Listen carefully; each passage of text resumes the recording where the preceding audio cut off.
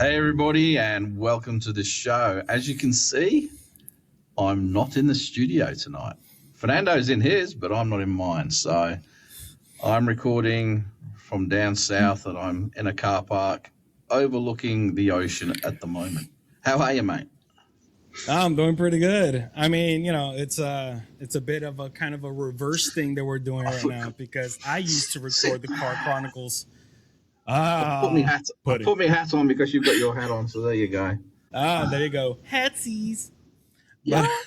But yeah, man, we're doing pretty good. I'm just freaking excited to start this new year and see how everything falls into place because we got a lot of plans.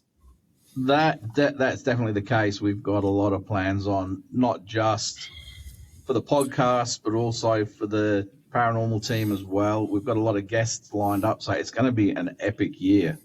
As you will know, the first episode has already come out for the year, and that was an interview with Jason and Kat from the Afterlife Party. What did you think of that? Well, I didn't get to finish the full episode, but I did at least the first 20 minutes when they were talking about their experiences. And I got to say, it was pretty interesting, especially with Jason. Jason, yeah. A lot of us, we start off within the paranormal field because of a paranormal experience.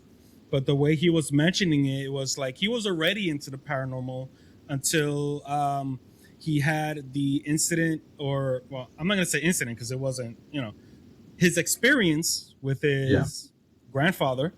And I found that really, really interesting because, even when I react to videos, there's always these videos where, like, because if it's fake, I'm going to call it out. I'm going to call BS. I even have my little buddy over here to help with that.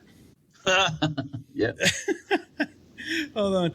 So, I've always had a problem trying to debunk how are people, if it's fake, how are people able to do an imprint on a mattress or on a sofa or something that will pull down. And we're not just talking about like the middle part or one specific area just coming down, because you could do that. But how like an ass print, let's just say, right? Like how like how could you fake that? That's besides using AI and all this and that, because even though AI today I think is freaking dangerous, but of how good it looks, but it wasn't AI. So if it's fake, how could you do it? And it's just one of those experiences. It's pretty good. Yeah, pretty good. 100%. So, as you know, we were talking just before we started recording. We thought we would just talk about different teams and the pros and cons of each team. I guess there's going to be several teams that I'm not going to mention, but we will leave that at that because that will be very controversial and it will blow up, especially the paranormal scene here in WA. If I do mention some teams, just me saying that, those teams will know exactly who they are and who I'm talking about. So the match has already been struck. Well, all I'm going to say is this would be an awesome way to start off the year with some controversy. Hey, for some reason, everybody that's deemed bad, gets a lot of attention. Billy the Kid, he was basically a murderer, but he's a famous guy, right? John Dahmer, all these serial killers that actually took lives, and they are like famous on Netflix. Jeff Dahmer? Jeff Dahmer? Jeff Dahmer. So. Yeah, sure. I don't know. I don't follow serial killers that much, so I don't. Although we should do an episode on them because that would be interesting. Women do. Well, I think we did do an episode on the Shadow Files page some time back on serial killers and how the paranormal works around their cases. So that's an interesting one, but it's maybe something we can look at later on, I guess, and go into it more. But we can add it to the list, definitely. Well, that's it. One of the things when I first started WAPR up is I wanted things to be done the right way, because before I started WAPR up, I was investigating solo, and then I did get involved with a group at the time. And I guess this is a Kickstarter for a lot of different teams, actually. I didn't like the way they ran their investigations.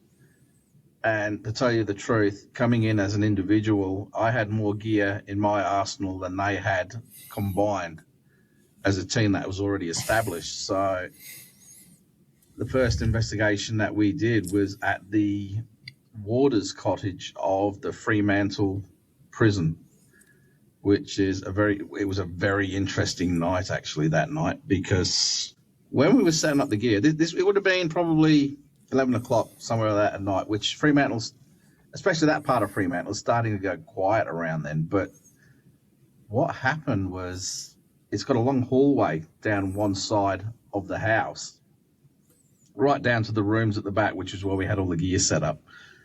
And you can see the front door. And we had the fly screen open, but the door open, but the fly screen was locked. And I shit you not, I was just getting the gear ready, and I looked in the door, and there was a lady in a white gown. Ooh. And she was just dong, dong, dong against the door. And I'm like, what? Like that. And what happened was she tried to open the door. So she was rocking back and forth, and she was headbutting the door? She was not hard, but dong, dong, dong. You was hearing it too? Yeah. Oh, this was real. This actually happened. This isn't paranormal. This actually happened. So we ended up ringing the police to say there's a lady in a white gown doing what she is doing, and they were there within 10 minutes, along with a van with some white coats. She was actually an escaped lunatic from an asylum. What had happened was she was taken to Fremantle Hospital for treatment because she'd injured herself, and she'd escaped from Fremantle prison, and she'd been wandering Fremantle prison, and she'd come out, sorry, not Fremantle prison, sorry, she'd been Fremantle Hospital. She got out of Fremantle Hospital, and she was walking in the general direction of the prison, which is where we were, and ultimately she ended up at our front door. Now, if anybody knows Fremantle and knows the Warder's Cottage, which is at the end of that road, there's a retaining wall, a big brick retaining wall right at the side of the Warder's Cottage that goes down about 10 to 15 meters, which is about 16, 17 yards. That's how high it is. Wow. And after she walked away from the front door, just as the cops were rolling up, once we saw the cops rolling up, we walked the front door.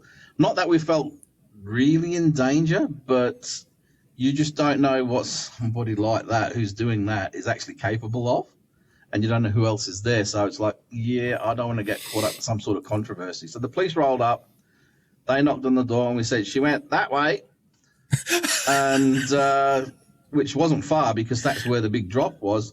And as they walked out, we saw these two white coats go past, so we walked out as well, just to find this lady standing on the wall, ready to jump and kill herself. And I saw these two cops and the white coats all leap. I mean, she actually jumped, but they were able to grab her.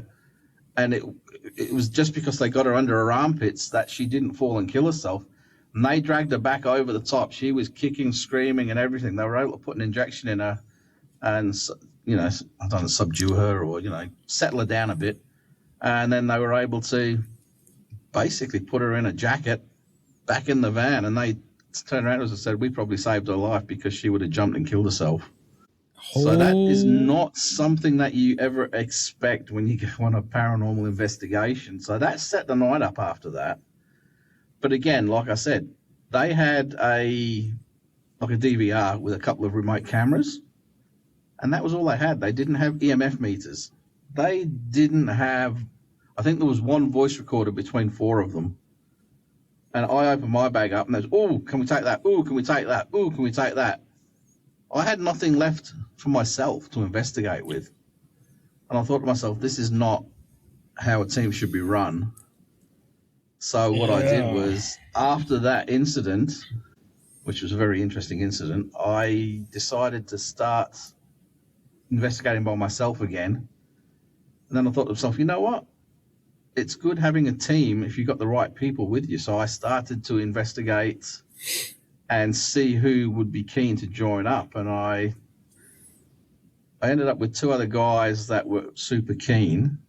So I said, look, I've started the team up. Do you guys want to come in? You know, we'll be right there, right from the start with us and everything like that. And we investigated a bit before I actually made a, a Facebook page up for WAPR. And that is when we became Facebook official. Now, as anybody who knows me anyway, knows that eventually all went cactus, and I ended up being sort of mutinied on a little bit, and then eventually started.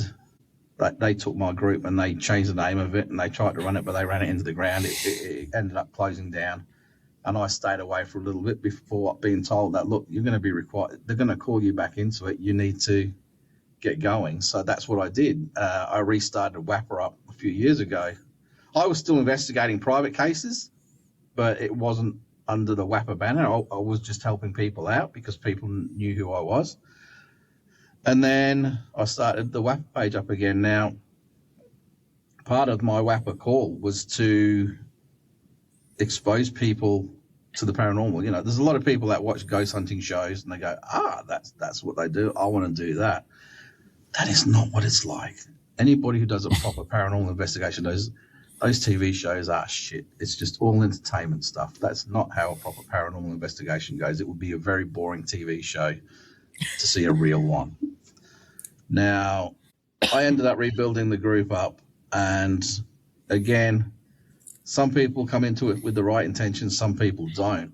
And some people actually left a couple of years ago, and they've gone on and started their own group, and, you know, good luck to them and everything like that. I don't think I would be having much to do with them. Wish them all the best, you know, because I've known some of those guys for a long time.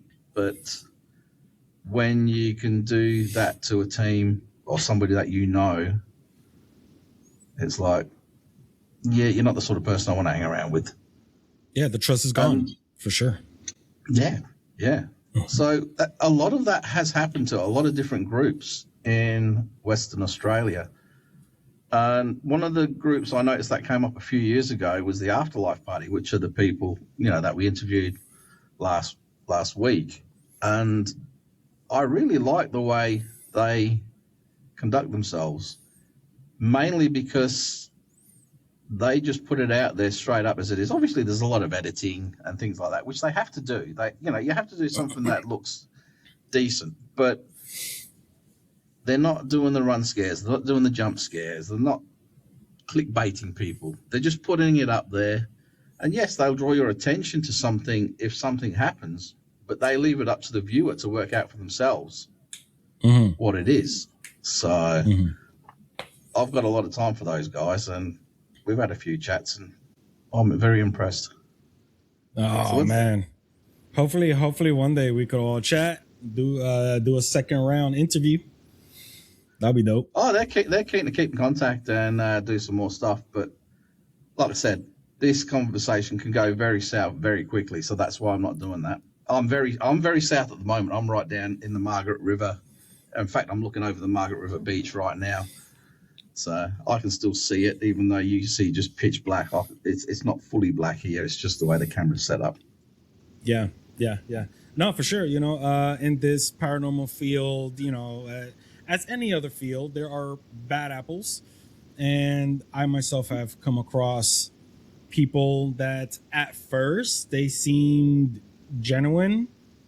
And then just with the more time that you spend with that, you know, with individuals or the individual, you start seeing certain things coming out until everything just, you know, implodes. And, you know, back in New York, you know, I've been in the field for over 20 years. And, you know, for the most part, it was just me.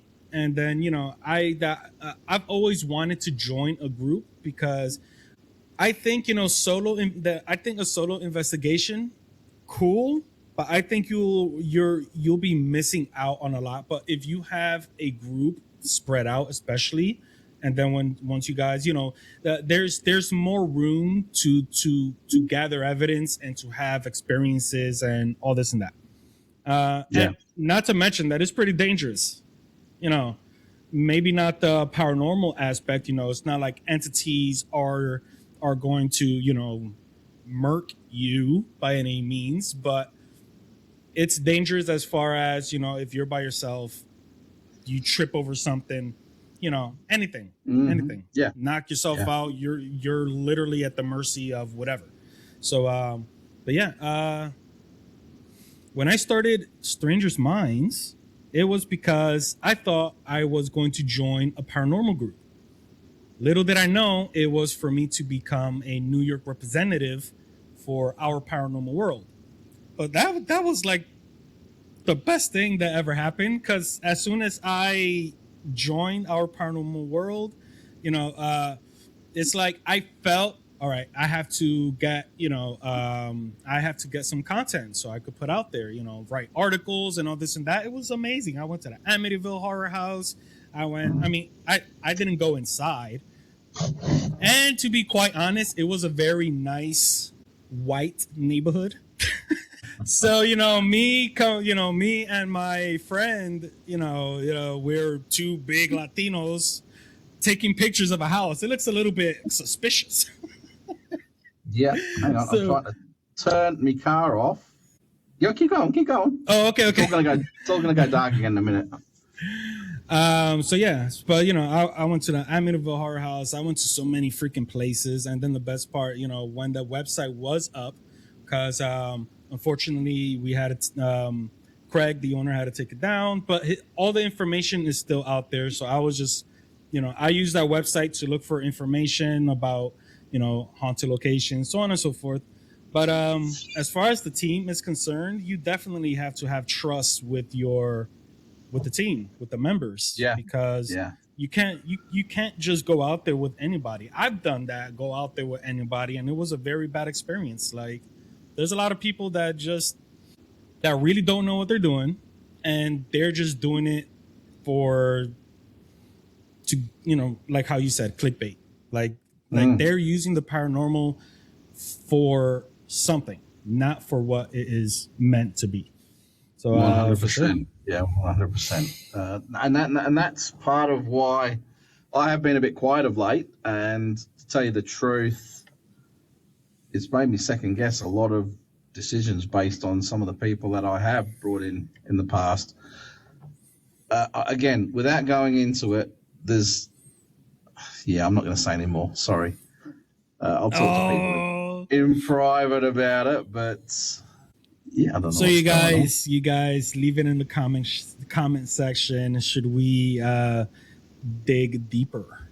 Well, just to fill people in, literally on the first day of the year, in the early hours, I was contacted by people that I know, people that I trust, about other individuals and groups that have been attacking me personally, talking shit about me personally, talking shit about the team.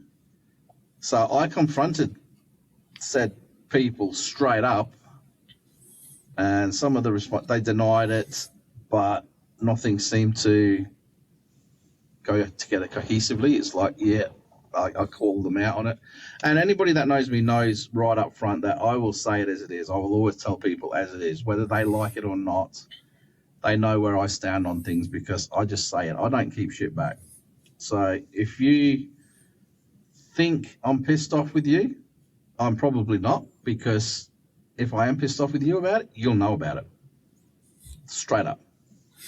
And I actually ended up breaking contact with one person specifically, and I said, I want nothing to do with you anymore. I won't be helping you out with stuff anymore, and things like that. Now, again, this person, he's got a team, and he's... Do I know this person? Potentially. For you to think about it, Okay. potentially. Okay.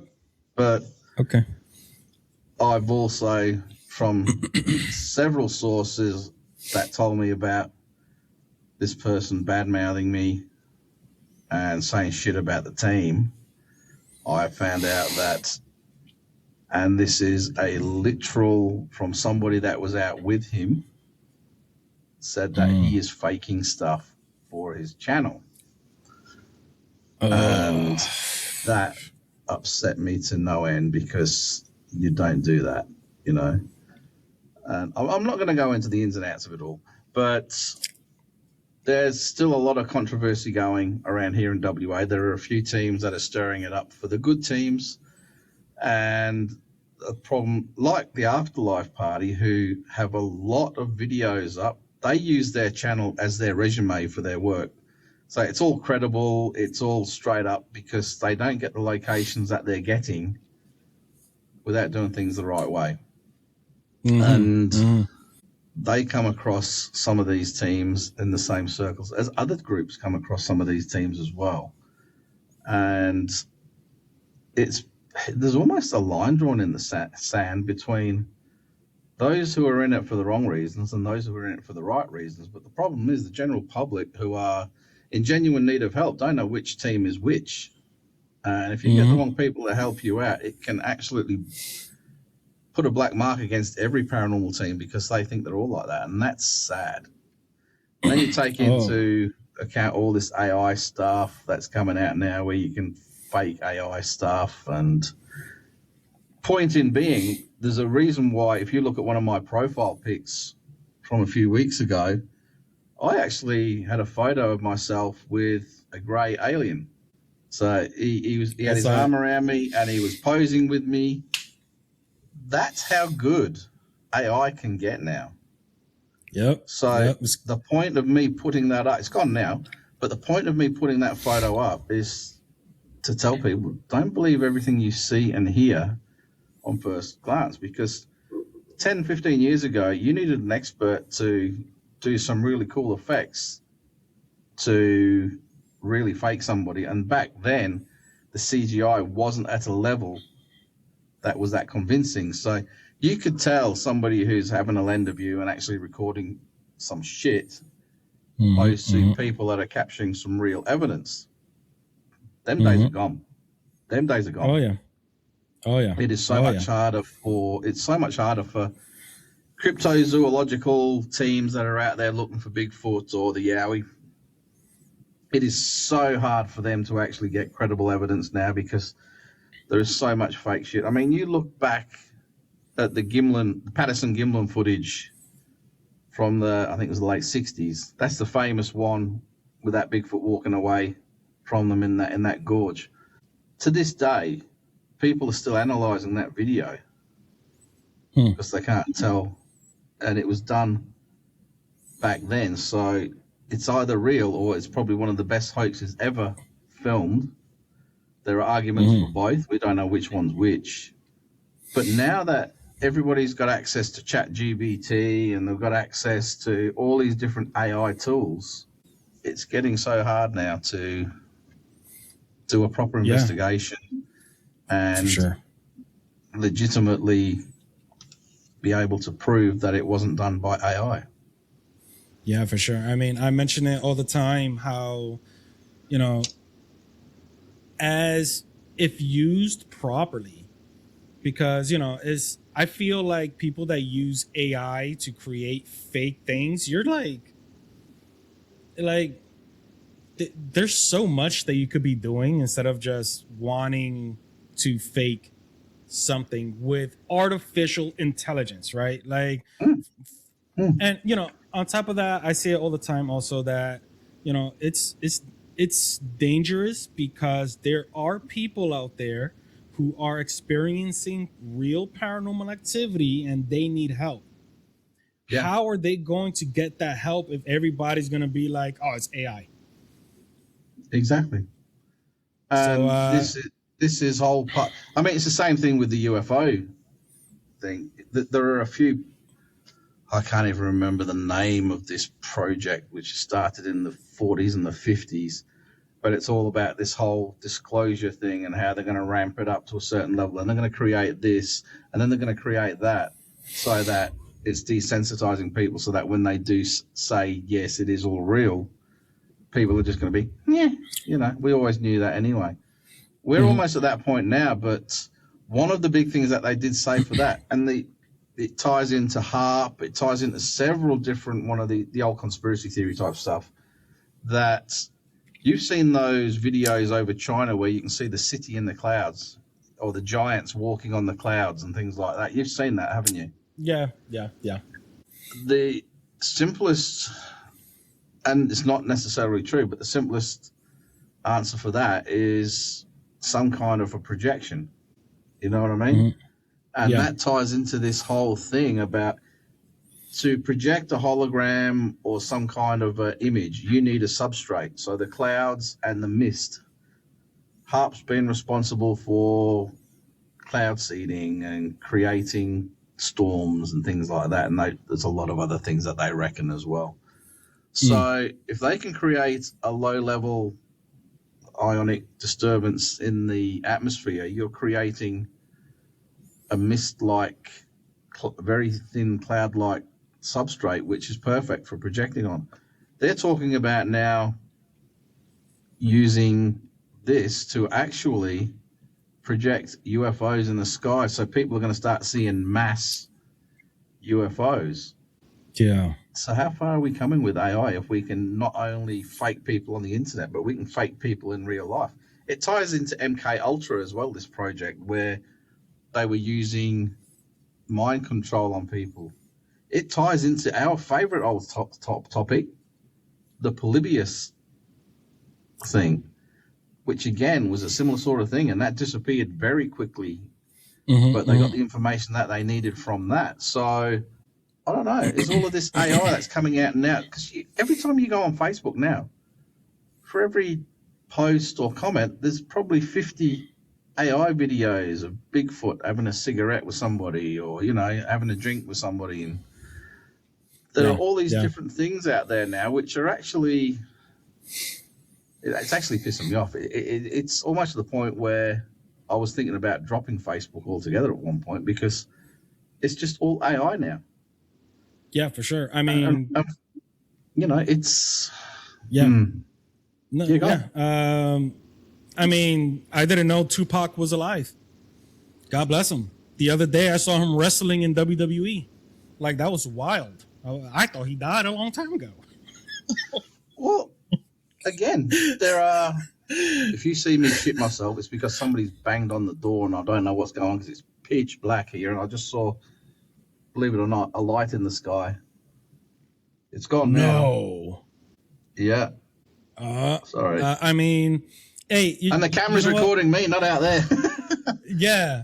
No, like I've come across a lot of videos on people doing that van life, recording themselves, camping out in their truck and and there's, you are in the scenario. Let me just tell you.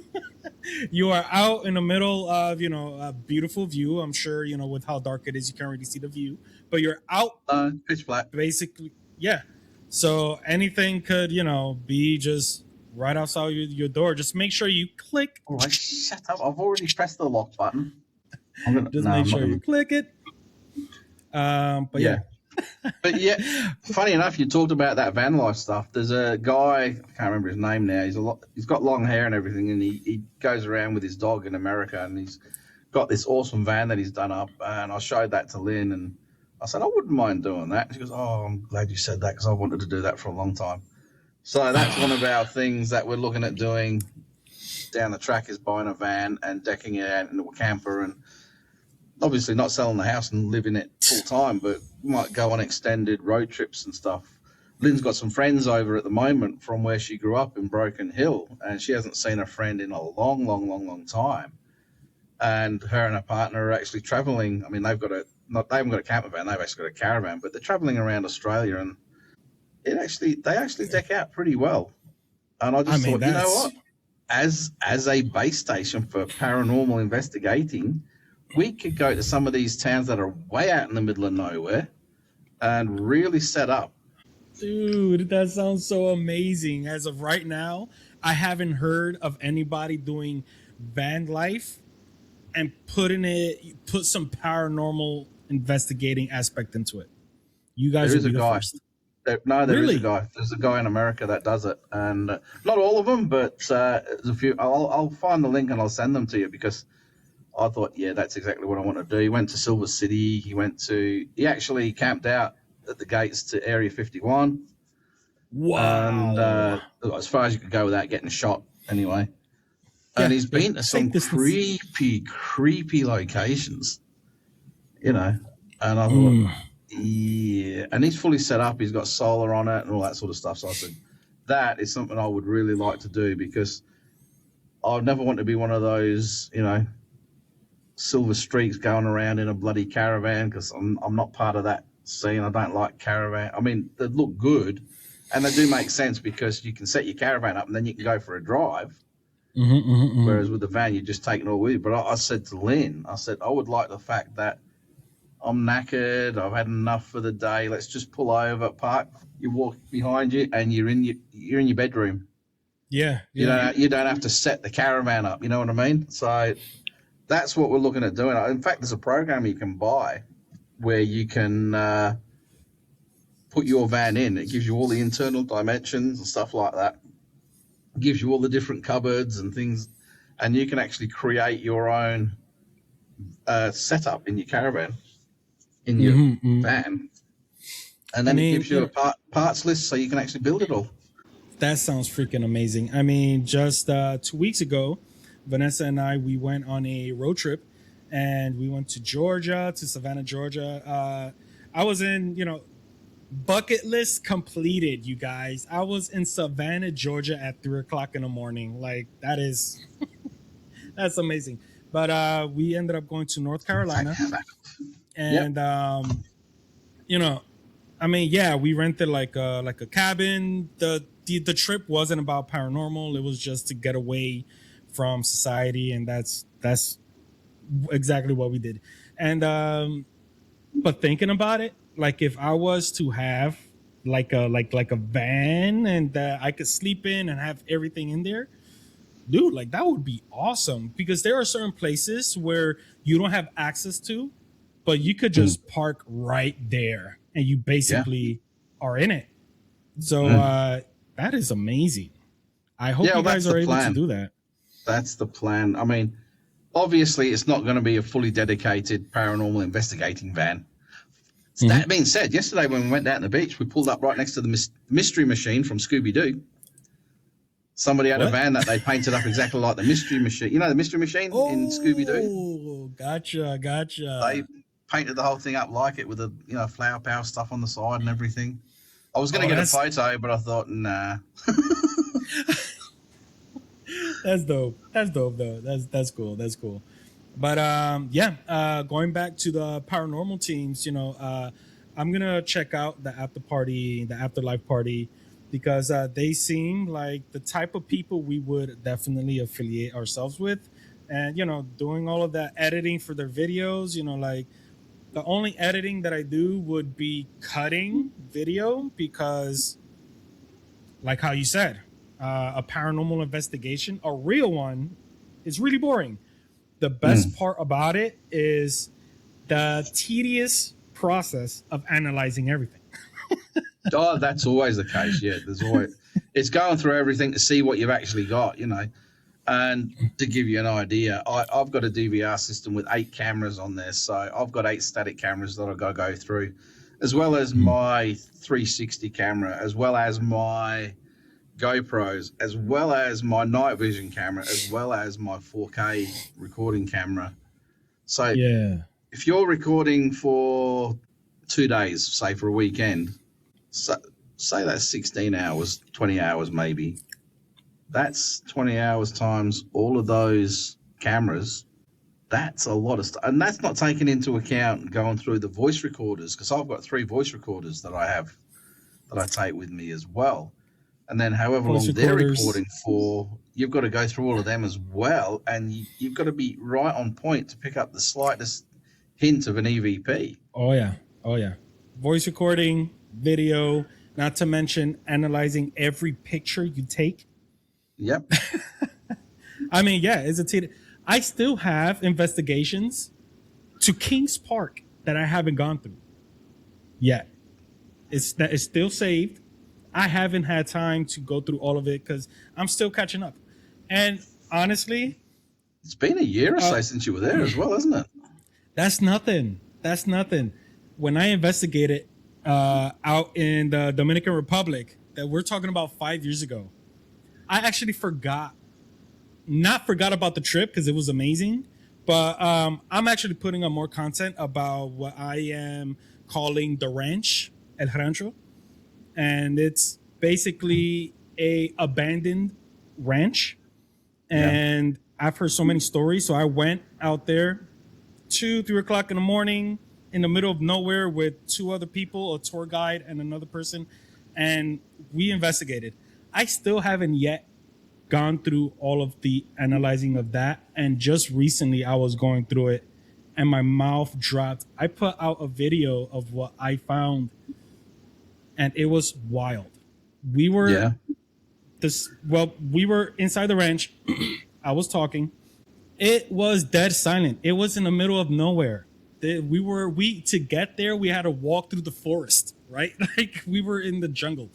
And I was asking questions, but particularly every time I mentioned this girl that we knew, something happens. Whether it be like like we hear people walking, a whisper, or a gust of wind out of nowhere. Every time I mention her name, something happens. So I actually put it out. It's on Shorts and it's on TikTok. Dude, like there was like a whole people yelling in the background, or like a whole conversation, like almost like I don't know. It was a bunch of people almost yelling at each other or yelling at us. I don't know. At the time, we didn't hear nothing. Yeah. At the time, we didn't hear nothing. And when I was going through it like 2 weeks ago, I heard all of this, and I'm like, that is crazy. Wow. That is amazing. But anyway, people are gonna say that was AI or I edited it and I put all of that stuff in. So and that's it. Anyway, what the hell is that going on down there? Guys, don't worry. Gary is in the middle of nowhere in his car recording this episode, and we are seeing the first reaction of him potentially experiencing something paranormal or dangerous at minimum. Well, this isn't in the sky now. This is out in the ocean. And I mean, there's always a potential it could be a boat or something like that. But whatever this light is, it's flicking at such a high rate that it's gone. It's gone now. Ooh, we need to do just to more feel of these. Here that there are no lights or anything around, so it'll be good for doing astrophotography. So when you see something, it's doing. Sorry, I just saw. Yeah, there's some weird stuff happening here tonight. Anyway, we are out of time, so I did have something that I was going to say, and I can't. Oh, that's what I was going to say. While we were down here, we've been driving around, and as soon as I said that, it's back. I mean, how small, how big, like how far are you? It looks like it's probably. It looks like it's hard to tell because it's pitch black, but it looks like it's probably 200 or 300 meters out. But it's like. But I mean, could you see outside of your? It's lights, just lights flickering, and it's like this all over the place. So it's not a flashlight doing that because that would be in a constant spot. This is happening now. I am aware that obviously with the waves and everything, you can get refraction, and it can look like that, but it doesn't look like that. It's. Ooh, I think somebody's gonna grab their gear and go out. Gear, man. This is a family holiday, and this is what I was just about to say. We found an abandoned house just down the road that looks absolutely A grade for some, and literally two blocks up from it is a cemetery. Oh my God! And it's an old one as well, so we want to check that out. But I haven't got any gear with me. Like literally, even recording this podcast tonight, everything is happening on my phone. The only thing is I've got a little light here to light myself up. I've got my little microphone thing. Where are we? This one here. This one's my headphones that I was supposed to be using, which apparently wouldn't connect to the car stuff. And that's the little kit with my microphone stuff. So this is my super minimal podcast setup. So I'm hoping the audio comes through all right, because I can't even tell if it's recording the audio from the phone or if it's recording the audio from a microphone.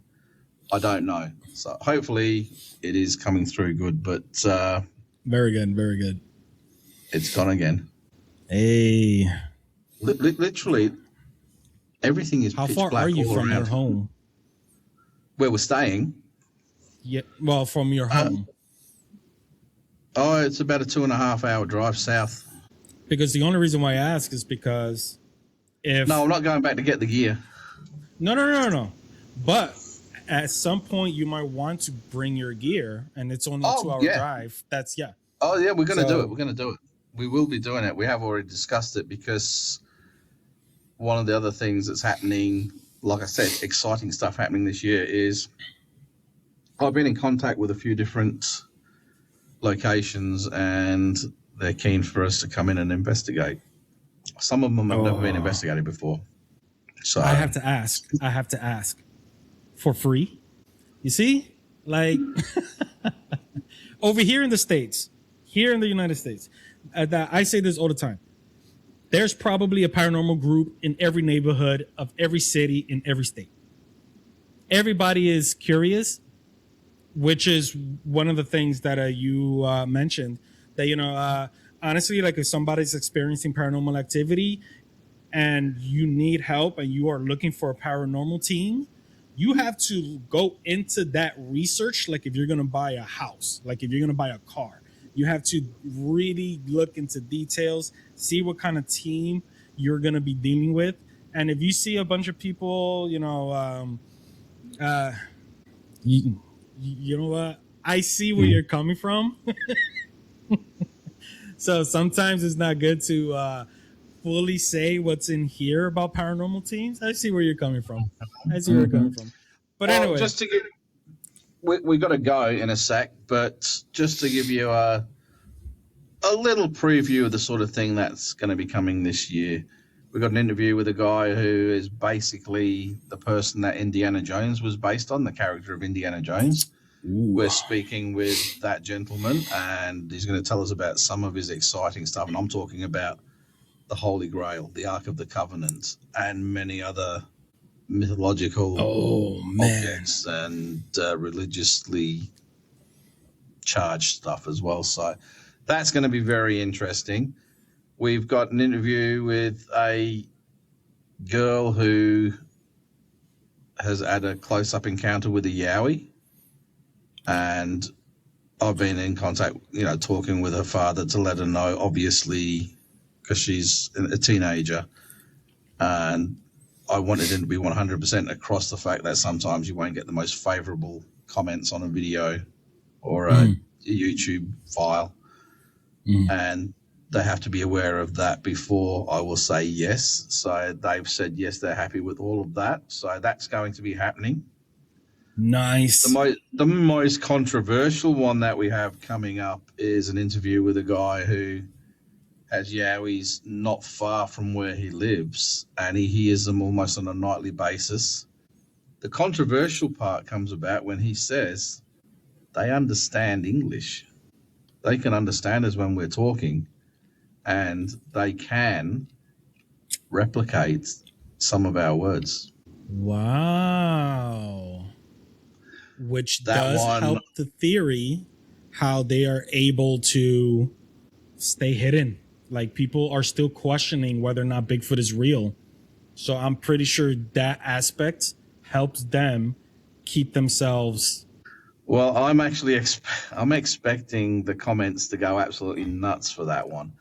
And just let me say up front, when this one airs, it is by no means my views. I am literally the one interviewing the guy and putting it across, and you can make your own decisions. All I say is try to be as respectful as you can with the comments. I'm expecting some very negative ones for this one and some very interesting ones, let's just say. So if you're still listening to the show now, you definitely have to tune in for that one when it comes out. I will be putting a big warning at the start of I will be putting a big warning up at the start of that video to let everybody know what's coming. So you'll know it when you see it. But anyway, I think we are out of time. Yes. But just to throw it out there, I think with us using our cell phones when we're out in the field doing especially lives, I think that would be awesome, because what you're putting out right now, your energy, you're getting creeped out. You, my friend, are getting creeped out because you're parked out, and potentially just imagine you doing an investigation. I think that will draw in a lot of curiosity. But anyway, yes. I am high on top of a cliff in the car park with the Indian Ocean in front of me and all the weirdness that comes from that. There's weirdness happening all around, and we've got a massive storm due in tomorrow. So you know what they say about when the atmosphere starts to charge itself ready for an electrical storm. It's powering up everything around it as well. So I don't know if it's just that, because it's rare for me to get the creeps about anything. And I'll tell you. That's why I said what I said. It's a little bit... I'm not... I tell a lie, I am creeped out, but I'm not like, yeah, sod this, I'm off. You know what I mean? I'm happy to stick with it, but literally I can't even see the columns on the windows on that side. It's that dark, and there's nothing outside. So from just here, total pitch black. Because I've got a light there, you know how your eyes adjust. Out the window now is total pitch black. This one where I've got the view over the ocean and everything, well, the ocean's sort of all across there, pitch black, except for when that bloody light. You guys, I wish you could see this. What is that? It's just this all over the place. I don't know if there's a genuine... I have not seen that before in my life, so I've got no idea. It's in the ocean. It's in the ocean. Now, I've seen divers... We've done skywatch nights down at the beach, and we've seen divers go in the water with their torches and everything, and you can see them under the water. That's one thing, but this is something totally different. Unless there's about 15 or 20 of them all playing flicky flashy lights at each other. Man. And they shouldn't be doing that because the shark's down there, so yeah. All right. Anyway, I think we are out of time. So, yeah, take it easy, people, and we have a big year ahead. Like I said, we've had a little bit of a break over the Christmas period, so it's going to be back to normal now, although my next few, because we record on a Friday night, my next few Fridays I've got a few bits and pieces, so we're going to have to try and make it work wherever we can, but I'm hoping that we can work around that. So we are going to get a good year of videos, different interviews, and that's for great both content. That's both for the Shadow Files podcast and Static Echoes Paracast. So they're both my shows, and some of them are going to cross between the two. You'll see the same show on both of them. But I want to let you all know that we have an absolutely cracker year ahead. Nice. I can't wait. All right. Well, until next time, everybody, take it easy. Take it easy, you guys. And keep looking up. And down in this situation. If you're down here, look down, because weird stuff's happening down there as well. That hand gesture was wild. All right, you guys. Oh, there's me thumb. It's a lot less technical when we're doing it like this, because I have to hit the off button. Take it easy, everybody. Oh, there's the thumb again. Whoops.